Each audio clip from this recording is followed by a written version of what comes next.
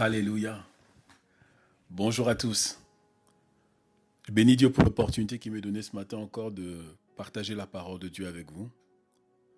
Je voudrais commencer une nouvelle série que j'ai intitulée « Je découvre qui est Dieu ». La série aura plusieurs cours, simplement dans le but que chacun d'entre nous puisse connaître encore davantage Dieu. Et ce premier chapitre, si je peux dire, je vais l'intituler « L'importance de connaître Dieu ». Ça va être un peu un chapitre d'introduction pour comprendre, savoir ce que la Bible dit sur le fait de connaître Dieu. Vraiment l'importance de connaître Dieu. On va s'appuyer sur un verset des Écritures qui se trouve dans le livre de Jean, au chapitre 17, le verset 3. Jean 17, le verset 3. Je lis la version Summer. La Bible dit ceci. « Or, la vie éternelle consiste à te connaître, toi le Dieu unique et véritable, et celui que tu as envoyé, Jésus-Christ. » Pour ceux qui ont la version seconde, il est écrit ceci. « Or, la vie éternelle, c'est qu'ils te connaissent, toi le seul vrai Dieu, et celui que tu as envoyé, Jésus-Christ. » Je vais vous faire une dernière lecture sur la version Parole de vie, qui dit ceci. « Et la vie pour toujours, c'est te connaître toi, le seul vrai Dieu, et connaître celui que tu as envoyé, Jésus-Christ. » Et toutes ces versions des versets que je vous ai lus ce matin, c'est juste pour vous amener à une vérité que ce verset nous fait découvrir, que la vie éternelle consiste à connaître Dieu. Très souvent, on pense que la vie éternelle, c'est simplement lorsque nous allons mourir et lorsque nous allons aller au ciel.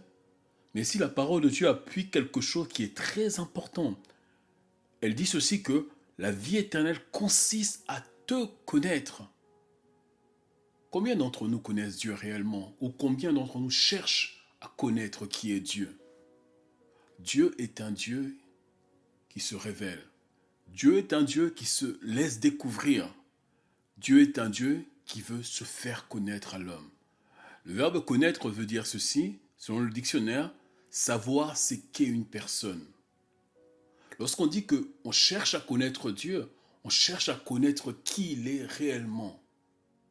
La connaissance de Dieu n'est pas simplement ce que les hommes ou les femmes disent sur Dieu, mais c'est une révélation, ce que Dieu te dira sur sa personne. Connaître Dieu te poussera à voir encore plus de foi sur ce qu'il est capable d'accomplir. Connaître Dieu, c'est connaître ses attributs, connaître ce qu'il peut faire, connaître ce qu'il est réellement. Très souvent, on vient à l'église ou bien on grandit dans la foi chrétienne en s'attardant sur plusieurs choses qui nous éloignent de la connaissance de Dieu. Dieu désire qu'on puisse le connaître. Dieu désire se révéler dans la vie de chacun de ses enfants. Dieu désire se révéler dans son église. Et ce matin, Dieu veut appuyer quelque chose qui est très important. Il veut pousser chacun d'entre nous à comprendre, à saisir l'importance de le connaître personnellement. Dieu veut qu'on puisse le connaître, car il est un Dieu qui se révèle. Il est écrit ceci.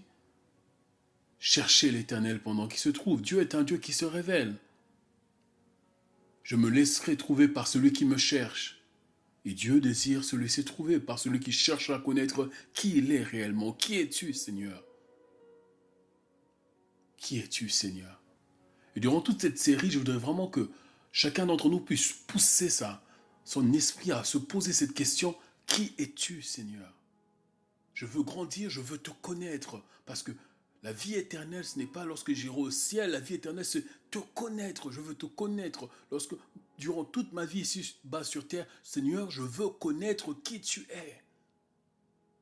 Je prie vraiment que cela soit le désir, le soupir de chacun d'entre nous durant toute cette séance, durant toute cette série d'études sur connaître qui est Dieu.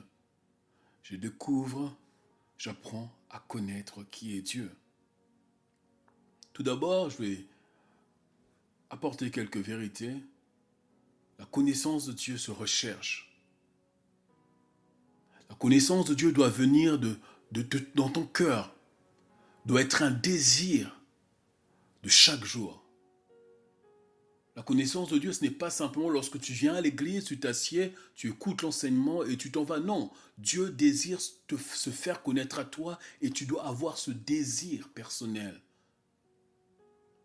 Pas simplement ce désir le dimanche, mais toute la semaine, toute la semaine, toute la journée, tu dois avoir ce désir dans ton cœur de dire, Seigneur, je veux te connaître. Seigneur, je veux te connaître. Je veux te connaître. Qui es-tu réellement? C'est un désir. Ce n'est pas simplement le fait de lire des livres qui est suffisant, mais la connaissance doit venir de ton cœur. Tu cherches à connaître Dieu dans ton cœur. Cherche à le découvrir qui il est. Vous savez, il n'y a pas de relation durable qui n'est pas fondée sur la connaissance de l'autre. Si aujourd'hui mon mariage dure avec mon épouse, bien sûr c'est par la grâce de Dieu, c'est aussi parce que je cherche à connaître qui elle est, à connaître ce qu'elle aime, à discerner ce qu'elle n'aime pas. Je cherche à la connaître. Plus tu connais une personne, plus tu sais comment parler à cette personne. Avant même de connaître Dieu, n'oublions pas que Dieu nous connaît. Dieu dira ceci à Jérémie, quand tu n'étais encore dans le ventre de ta mère, je te connaissais. Dieu connaît le nombre de cheveux qu'il y a sur nos têtes. Dieu nous connaît lorsque même nous sommes cachés. Même les choses que nous pouvons faire en cachet, Dieu est au courant de toutes choses. Dieu connaît nos faiblesses, Dieu connaît tes qualités, Dieu connaît tout sur toi. Mais il désire aussi que toi, tu puisses le connaître. L'amour ne va jamais dans un seul sens. Dieu nous aime, il désire que nous puissions l'aimer. Il y a ce verset qui dit « Tu aimeras le Seigneur de tout ton cœur, de toute ta force et de toute ta pensée. » Même manière que Dieu nous connaît, et Dieu désire qu'on puisse chercher à le connaître. Rappelons-nous, une relation durable est fondée sur la connaissance de l'autre. Ta relation avec Dieu ne va jamais tenir à long terme si tu ne découvres pas qui il est. Lorsque tu découvres qui est Dieu, tu sais comment le plaire, tu sais comment vivre selon sa volonté.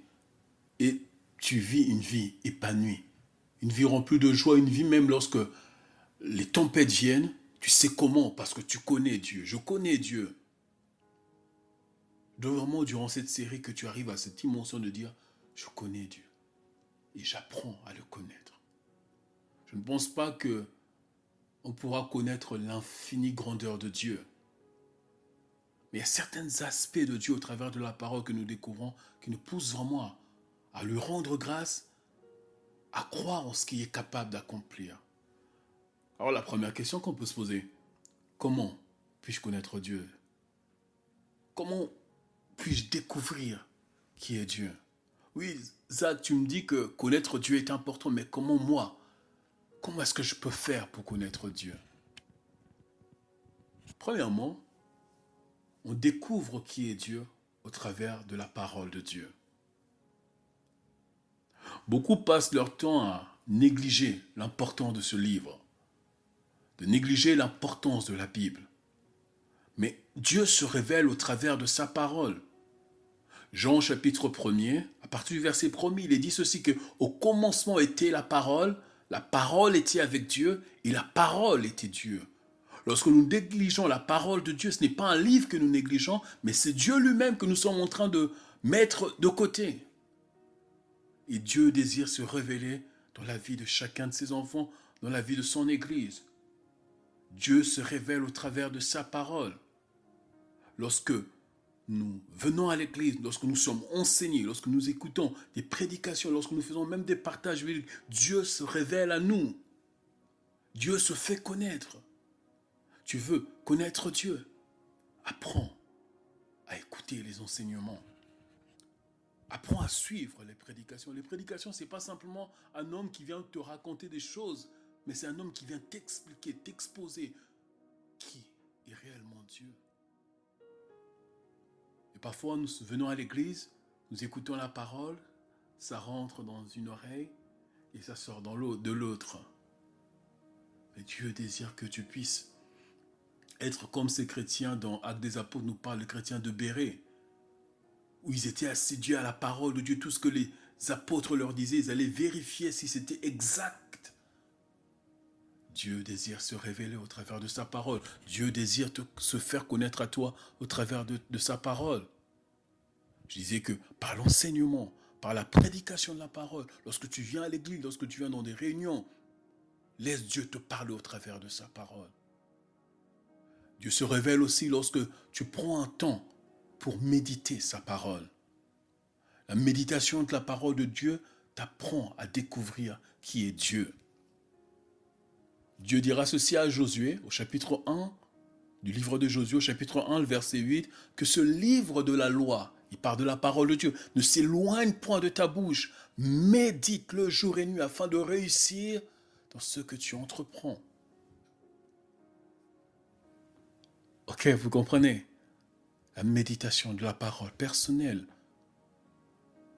Il y a venir à l'église, écouter l'enseignement est une bonne chose, mais Dieu désire aussi te parler personnellement. Dieu nous parle lorsque nous sommes en collectivité, Dieu nous parle aussi lorsque nous sommes seuls avec lui. Il y a certaines choses Dieu t'enseignera lorsque tu viendras à l'église, il y a certaines choses Dieu va t'enseigner seul, quand tu seras seul avec lui. Tu peux connaître Dieu au travers de livres. Combien d'entre nous lisent? Vous savez, nous sommes dans une société où nous sommes distraits par tant de choses. Ne parlons même pas des réseaux sociaux. J'ai lu une étude, j'ai lu quelque chose sur Internet qui expliquait que beaucoup de personnes, en un mois, le temps que nous passons sur les réseaux sociaux peut être égal minimum à une journée. Donc, c'est-à-dire que tu as 31 jours dans le mois, il y a une journée où tu as passé que sur les réseaux sociaux. Tu diras, maintenant, Zach, c'est impossible. Imagine que tu prends 1 heure par-ci, 1 heure par-là, 2 heures par-ci, 30 minutes par-là, 5 minutes, tout ce temps que tu passes sur les réseaux sociaux, tu les additionnes, ça te fait 24 heures. Admettons, tu prends simplement, tu passes 1 heure par jour sur les réseaux sociaux. En 24 jours, ça te fait 24 heures. Ça te fait déjà une journée. Non, Zach, je n'ai pas jamais 1 heure, jamais peut-être 1 heure d'affilée. Peut-être 10 minutes le matin, 20 minutes de temps du midi, 30 minutes à 4 heures, 30 minutes avant de dormir. Vous verrez comment cela peut augmenter. Donc apprenons à lire. Apprenons à lire des livres où on nous parle de Dieu. On connaît Dieu au travers de témoignages. Lorsque je témoigne de ma foi à quelqu'un, je fais découvrir à l'autre qui est Dieu. Vous savez, parfois pour gagner une âme à Christ ou évangéliser une personne, tu n'as peut-être pas besoin de lui citer tous les versets de la Bible. Juste ton simple témoignage est un enseignement. Ton simple témoignage lui fera découvrir qui est Dieu, ce que Dieu a fait en toi et pour toi. Donc je disais qu'on apprend à connaître Dieu au travers de la parole de Dieu, chose qui est très importante. Et une deuxième manière de connaître Dieu, c'est ce que j'appelle par l'expérience. Dieu n'est pas simplement un Dieu théorique. Dieu est un Dieu qui se vit. Jésus, lorsqu'il est venu sur cette terre, plusieurs fois la parole nous enseigne qu'il enseignait, qu'il prêchait la nouvelle du royaume. Mais ça ne s'arrêtait pas là. Il faisait découvrir aux hommes une autre dimension de Dieu que Dieu pouvait aussi s'expérimenter. des multiples guérisons qu'il a fait, par les délivrances des captifs, par les aveugles à qui il a redonné la vue. Dieu se vit aussi par l'expérience. Il y a une expérience que chaque homme doit vivre dans sa vie. C'est ce que j'appelle la conversion. La Bible en parle de la nouvelle naissance. Dieu désire que tu puisses naître de nouveau. C'est quoi naître de nouveau? Il y a un homme dans la Bible qui s'appelle Nicodème. Il vient voir Jésus un soir. Il dit ceci: Maître, je reconnais que tu viens vraiment de Dieu, parce que personne ne peut faire les miracles que tu fais si Dieu n'est pas avec lui. Jésus lui dit quelque chose qui est très important. Il dit que si tu nais de nouveau, tu ne peux entrer dans le royaume de Dieu. Chaque homme est appelé à vivre cette expérience de la nouvelle naissance. C'est quoi la nouvelle naissance? C'est lorsque Dieu vient te convaincre de ton état de pécheur et que tu décides de te repentir, de faire demi-tour et de suivre le Seigneur. C'est une expérience qui est incroyable. Et peut-être tu es là ce matin, tu n'as jamais vécu cette expérience-là. Mais sache que Dieu te cherche. Dieu frappe à la porte de ton cœur. La Bible dit ceci dans le livre d'Apocalypse: je me tiens à la porte et je frappe. Celui qui m'ouvrira la porte, je rentrerai, je souperai avec lui. Dieu frappe à la porte du cœur de chacun d'entre nous. Il désire venir siéger. Dieu ne va jamais forcer la porte de ton cœur. Dieu va toujours frapper en te disant: mon enfant, ma créature, laisse-moi rentrer. Laisse-moi rentrer. Tu as besoin de moi dans ta vie. Je vois ta vie dans quel état elle est aujourd'hui. Je vois cette tristesse, je vois ces peines que tu as. Laisse-moi rentrer dans ton cœur. Et lorsque tu ouvres ton cœur, lorsque tu dis à Dieu: oui, je reconnais mon état, je reconnais ma vie, je reconnais que je n'ai pas marché droit comme toi tu le désires. Je demande pardon, viens siéger dans mon cœur. Il y a quelque chose qui se passe dans le spirituel. Il y a quelque chose qui se passe. Je me rappelle, moi, le jour où je fais cette prière à Dieu, c'est durant une réunion d'évangélisation. La personne qui prêchait la parole a demandé aux gens qui veulent s'approcher pour naître de nouveau, pour devenir enfant de Dieu. Et j'étais là, je me suis approché. J'ai fait la prière de repentance, en demandant pardon au Seigneur de tout du mal que j'ai pu faire et que je voulais le suivre, je voulais le connaître. Le jour même,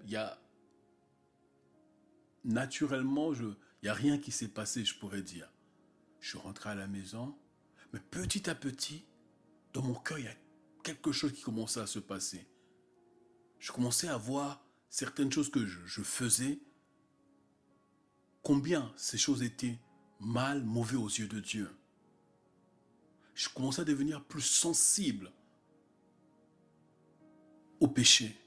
Je commençais à discerner les choses. Il y a quelque chose qui se passait en moi, c'est que je savais que lorsque je faisais quelque chose de mal, cela était mal. Avant, j'étais grossier, je disais des gros mots par-ci, par-là, mais ça ne me gênait pas plus que ça. Je pouvais regarder la pornographie, je pouvais regarder des mauvaises choses, mais ça ne me gênait pas plus que ça. Mais le jour où j'ai accepté Christ dans ma vie, il y a quelque chose qui s'est passé en moi. C'est que le Saint-Esprit, comme la Bible dit, je suis devenu le temple du Saint-Esprit. Le Saint-Esprit est venu habiter en moi. Il me rend sensible aux choses que Dieu aime. Il me fait comprendre les choses que Dieu n'aime pas. Et Dieu désire que tu puisses vivre cette expérience de la nouvelle naissance. On peut connaître Dieu au travers des épreuves.